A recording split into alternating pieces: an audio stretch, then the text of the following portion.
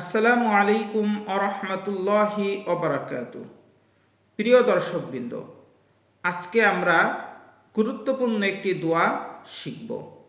দোয়াটি হলো সকল কঠিন রোগ থেকে আল্লাহ তাআলার কাছে আশ্রয় চাওয়ার দোয়া।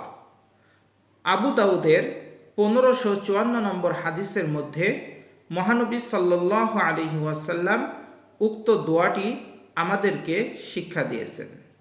দোয়াটি হলো আল্লাহুম্মা ইন্নী আউযু বিকা মিনাল বারাসি ওয়াল জুনুন ওয়াল জুজাম ওয়া মিন সাইয়্যিল আসকাম।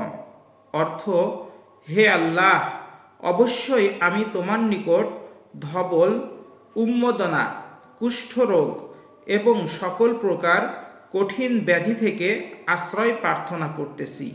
সম্মানিত হাজিরিন, সম্মানিত দর্শকবৃন্দ, আমরা সকলেই প্রতিনিয়ত এই দোয়াটি আমল করব। আল্লাহ তাআলা আমাদের সকলকে সর্ব ধরনের কঠিন রোগ থেকে হেফাজত করুন, আমিন। আসসালামু আলাইকুম ওয়া রাহমাতুল্লাহি ওয়া বারাকাতুহু।